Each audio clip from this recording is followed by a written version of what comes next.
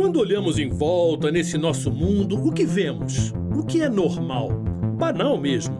A quantidade de coisas, objetos.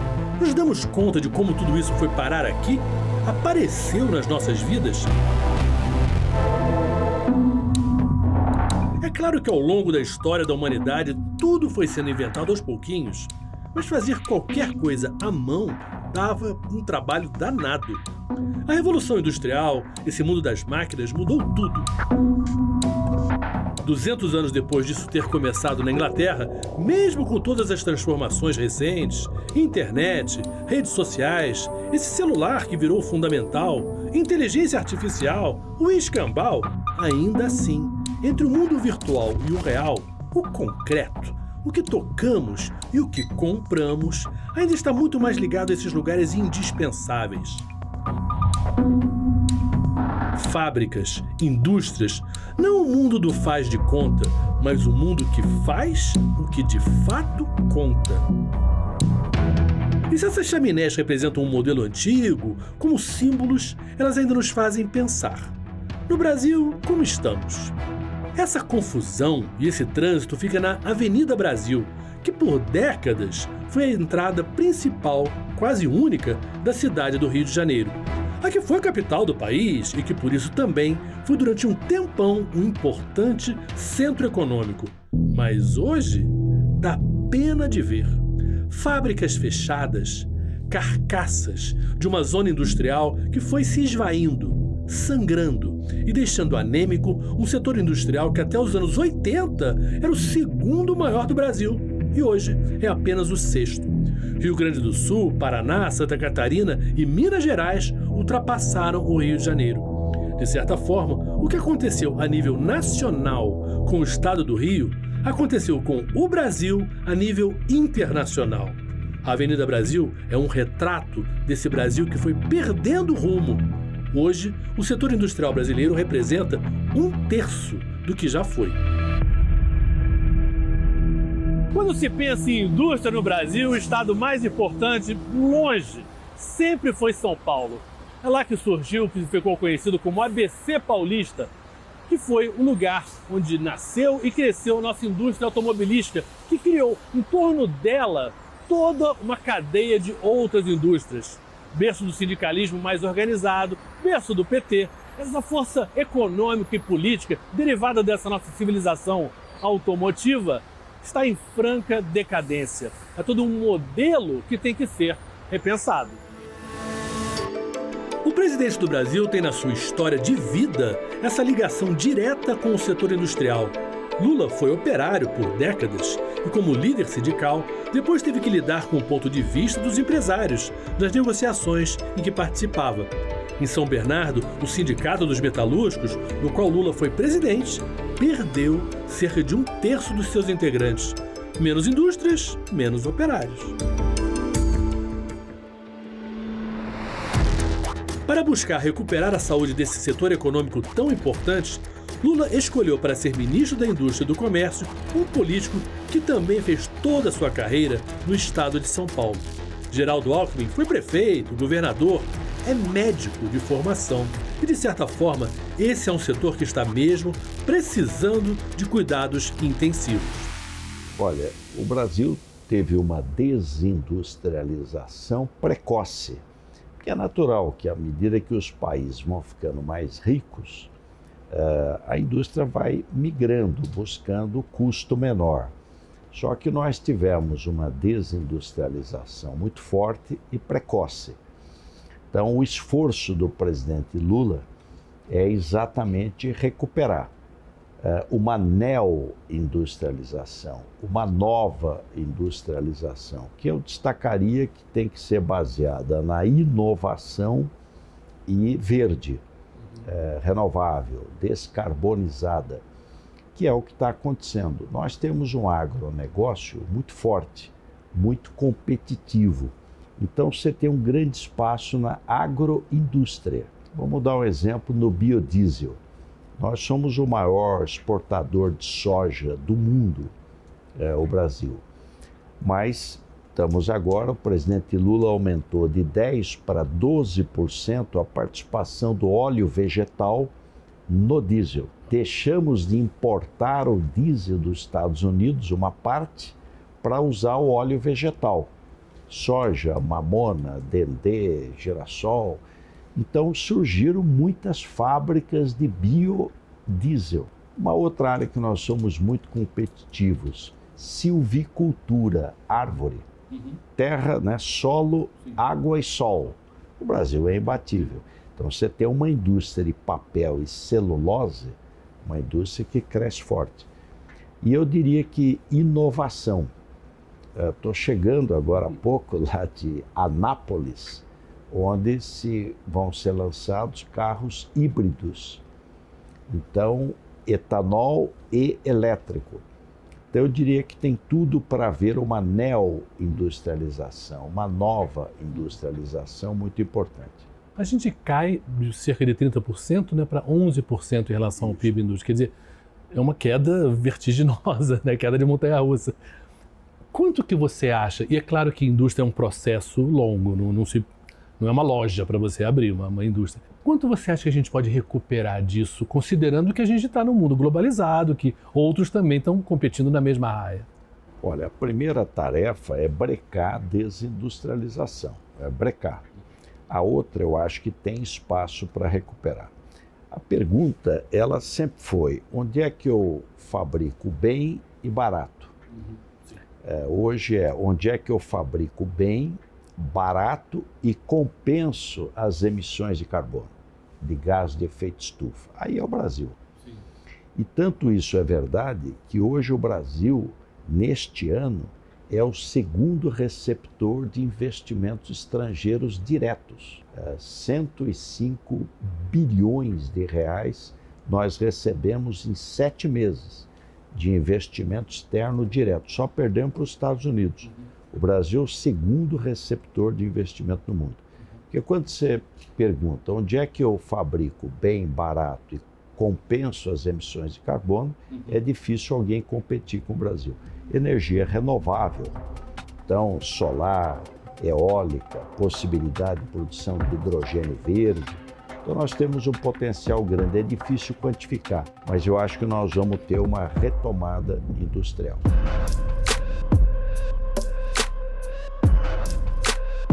O Brasil ele sofre com o problema da desindustrialização precoce, que é a desindustrialização acelerada. Então, a indústria brasileira ela vem perdendo espaço não só no PIB doméstico, mas também na produção industrial mundial. Então, a indústria brasileira já esteve entre as 10 maiores do mundo até o ano de 2014. A partir de 2014, a gente enfrentou um processo de recessão econômica ali em 2015 e 2016. Tivemos 2 anos do PIB caindo, né? E depois tivemos a crise da pandemia. Então, desde 2014, o Brasil vem perdendo posições nesse ranking. Hoje ele é a 15ª maior indústria do mundo. Vem perdendo posições para outras economias emergentes, como, por exemplo, Taiwan, Turquia, Indonésia, Rússia, México. Então, esse é um reflexo da falta de competitividade da indústria. E essa falta de competitividade tem a ver tanto com gargalos antigos, que estão relacionados ao ambiente em que as empresas operam no Brasil, com o ambiente de negócios brasileiros, uma série de problemas econômicos e institucionais que a CNI chama e persegue há 25 anos de custo Brasil, que eu posso explorar um pouco mais, e também se deve à falta de uma política, uma estratégia industrial de desenvolvimento industrial e tecnológico, acompanhando as tendências industriais atuais. A indústria automobilística sofre no Brasil. Como outras, está com capacidade ociosa, quer dizer, poderia produzir mais, mas por não ter para quem vender, funciona a meia boca. Demissão de funcionários, fechamento de fábricas, são algumas das consequências. Até a Ford, que ia fazer 100 anos de Brasil em 2028, saiu fora. Curiosamente, no nosso país, o primeiro lugar onde a Ford tinha se instalado foi na Amazônia. Em 1928, Henry Ford achava que era uma boa ideia. Não foi. Mas teve quem a copiasse, 40 anos depois. A Zona Franca de Manaus foi criada em 1967 pelos militares durante a ditadura. Para eles, era uma questão de segurança nacional desenvolver essa região. Em nome disso, se ignorou os óbvios problemas de colocar indústrias no meio da floresta amazônica, tão distantes dos grandes mercados consumidores do Sul, Sudeste e Nordeste. Isso faz tudo ficar mais caro e só com subsídios e isenções fiscais dados pelo governo federal, isso se sustenta. Redirecionar pelo menos parte dessas indústrias instaladas em Manaus é uma oportunidade que esses novos tempos, preocupados com o meio ambiente, apresentam. Por exemplo, exportamos muito açaí, mas é a Bélgica, que não tem um pé de açaí sequer, que ganha mais dinheiro com a fruta. Assim como o nosso café, onde a Alemanha que se dá bem, é o processo industrial que agrega valor. É simples, chocolates vale mais que cacau. Vender móvel vale mais do que vender madeira. A economia tem algo de lei da selva. Os países mais ricos, que têm tecnologia e indústrias, ficam com a parte do leão. Por melhor que seja o agronegócio, vender soja, como café, como cana-de-açúcar, como pau-brasil, traz um lucro muito menor do que transformar de alguma forma essas commodities em produtos mais sofisticados. Aqui atrás de mim fica um pedacinho do que ficou famosamente conhecido como Complexo do Alemão, um conjunto de mais de 10 favelas. Tudo isso aqui era rodeado de fábricas, mas praticamente todas desapareceram. Para os jovens que estão entrando no mercado de trabalho, essas oportunidades, esses empregos desapareceram. E para explicar um pouquinho a história do crime e da violência no Rio de Janeiro, mas também em outros estados, essa escassez de bons empregos explica bastante o problema. Se perdeu oportunidades com carteira de trabalho e com todos os direitos trabalhistas. Prostrado, entediado, em cima de uma moto, para os que têm essa sorte, a profissão de entregador acaba sendo uma das poucas saídas. Sem direitos, sem horário, sem segurança. Tanta precariedade foi colorida nos últimos tempos com o rótulo de empreendedorismo, aquilo que antes se chamava de fazer um bico. Não é que não exista o sucesso, mas na selva, lá fora, isso é para uma minoria. Numa época onde o incentivo ao consumo é um bombardeio diário e onde a ostentação e a comparação são feitos pelas redes sociais, não é à toa que jovens caiam na tentação do atalho da grana que vem do crime. Bons empregos são uma vacina, um antídoto contra esse futuro tão danoso para a sociedade. A pandemia da Covid escancarou um problema gravíssimo do Brasil que qualquer um de nós sente no bolso quando entra numa farmácia. Por que tudo é tão caro? Ora, é simples. É porque tudo vem de fora, é tudo importado. O Brasil gasta 20 bilhões de dólares por ano, cerca de 100 bilhões de reais, para comprar tudo que é necessário para a gente cuidar da nossa saúde. Nos anos 80, a gente produzia um pouco mais de metade, 55% do que precisávamos. Hoje, são minúsculos 5%. O governo federal lançou um programa de criação de um complexo industrial da saúde. Serão 42 bilhões de reais para ajudar empresários que queiram fazer fábricas de remédios de tantos produtos ligados à saúde de forma geral. Parece um negócio da China. Não só porque os chineses estão ganhando um dinheirão com isso, é que só o SUS, nosso Sistema Universal de Saúde, já é um freguês capaz de sustentar com suas compras grande parte do setor. Programas como Farmácia Popular, por exemplo, já consomem quantidades enormes, industriais, de remédios. Fábricas na área médica também abrem o mercado para empregos de bom nível educacional. Criam assim trabalhos de qualidade que vão absorver jovens saídos de universidades e bons cursos técnicos. A gente vê essa tendência como uma oportunidade para o Brasil. Então, apesar da gente ter um cenário desafiador, né, a gente tem que se adaptar a essas novas tendências, produzir de uma forma que não produzíamos antes, a gente tentando tanto o consumo mudando quanto a oferta mudando, né? Os consumidores também estão pedindo produtos que tenham menor impacto ambiental. Então, apesar da gente ter que se adaptar a coisas muito novas, e isso é desafiador, ao mesmo tempo a gente tem uma oportunidade de dar um salto de desenvolvimento, porque não é difícil só para nós, é difícil também para os que já são industrializados, né? quando a gente fala de atrair os capitais que estão buscando descarbonizar os seus processos produtivos, o Brasil tem uma vantagem, porque ele é um país que tem vantagens comparativas na área ambiental. Então, a gente já possui uma matriz energética limpa. A nossa matriz energética, ela tem mais de 80% com base em fontes renováveis. A gente está falando de fonte hídrica, eólica, solar. A gente também tem uma participação importante na biodiversidade do mundo. Nós somos o segundo maior produtor de biocombustíveis, a gente fica atrás apenas dos Estados Unidos. O nosso território, mais de 50% dele é coberto por florestas. A gente também tem uma participação importante na disponibilidade de água doce mundial. Então, a gente tem vantagens comparativas na área ambiental e, por isso, a gente tem que criar condições para atrair os investimentos que estão buscando descarbonizar os seus processos produtivos para atender essas exigências crescentes na área ambiental. Então, a gente está vendo, por exemplo, a União Europeia lançando medidas para dificultar a entrada de produtos que tenham maior impacto ambiental. Então, a gente está falando das empresas buscando se adaptar a essa tendência, que diz respeito a salvar o planeta. Então, o Brasil, assim como a região, tem que criar condições para atrair esses investimentos, bem como desenvolver as indústrias que vão ofertar essas fontes renováveis.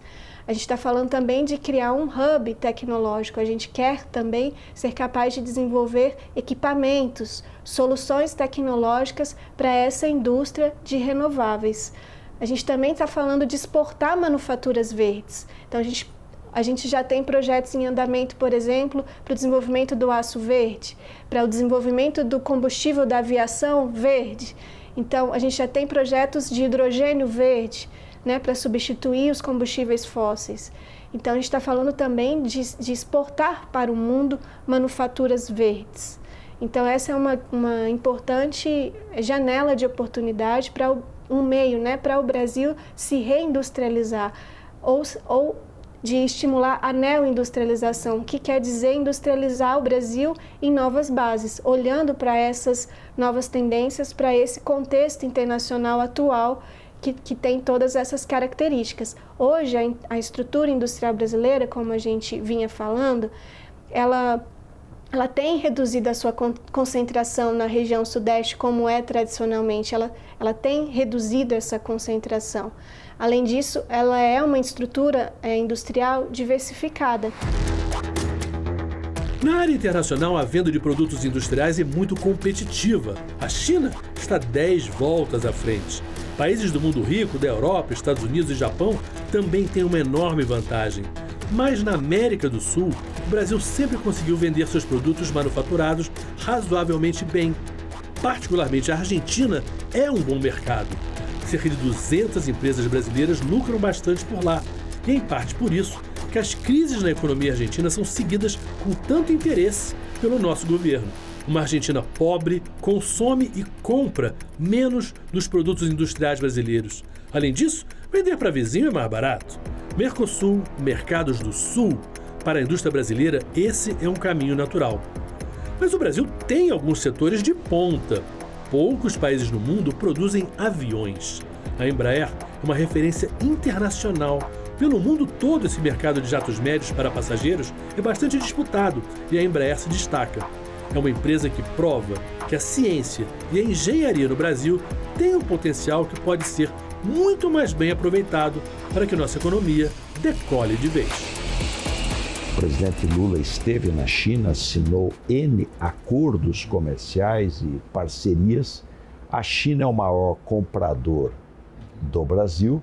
Agora, os 3 produtos de maior exportação do Brasil para o mundo são 3 produtos primários. Soja, petróleo bruto e minério de ferro. Então, nós precisamos agora exportar mais produto de valor agregado. Por isso, a importância dos vizinhos. O mundo, embora globalizado, sim, o comércio é muito intra-regional. Sim. Por exemplo, Canadá, Estados Unidos e México, 50% é entre eles. União Europeia, 60% é entre eles, os 27 países. ASEAN, 70% é entre eles. Na América Latina, 26%. Nós precisamos recuperar a América Latina, que é para onde a gente vende o carro, o computador, a geladeira, produto de valor agregado. Então é preciso agregar valor. Agora, a China é um grande parceiro, porque ela é grande investidora no Brasil e grande compradora. Então é um parceiro importante. E você acaba tendo complementariedade econômica. Você importa lá um carro elétrico da China, mas ela sabe que vai ter que montar a fábrica no Brasil. Sim. Tanto é que está vindo para cá. Sim. Quando a gente fala GWM, é Great Wall Motors. É a fábrica que fica embaixo da Grande Muralha. Sim. Chama Great Wall, porque quando você está na Grande Muralha, o lugar de melhor visibilidade, a fábrica está embaixo. Então, nós compramos de lá, mas eles também investem aqui, que é muito importante. E essa coisa, então, que você falou da regionalização, por isso, em grande parte, essa preocupação do presidente Lula com a Argentina, né? Porque não é simplesmente a bondade de sermos vizinhos, mas é porque é de um interesse muito grande nosso que a Argentina não desabe, né? Exatamente. A Argentina, tirando a produto de valor agregado, é o primeiro comprador do Brasil. É importante que ela... Nossa indústria, particularmente, a Argentina é muito importante. A América Latina é importante, a América do Sul é importante e a Argentina é a mais importante. Por isso, a Argentina indo bem, para nós é necessário. Agora, o Mercosul, ele só tem acordo com Israel e Egito. É preciso ter mais acordos comerciais. Então, por isso, o presidente Lula está empenhado no entendimento com a União Europeia. Porque se nós fizermos Mercosul e União Europeia são 27 países dos mais ricos do mundo. Então, é um acordo importante. É claro que ele precisa ser equilibrado. Precisa ser um acordo que ambas as partes sejam atendidas. Nos anos 80, no auge, a indústria brasileira chegou a representar 34% do PIB, toda a riqueza produzida pelo país. Nos anos 90 isso caiu para 26%, nos anos 2000 aí no início 15%, hoje isso gira em torno de 10%, 11%. Nenhum país viu sua base industrial diminuir tão rápido. Globalização, tecnologia, baixa produtividade, tudo isso soma, ou melhor, diminui o tamanho da nossa economia e a qualidade dos nossos empregos. O Brasil no mundo, no século XXI, precisa voltar a investir num setor sem o qual nenhum país se desenvolve.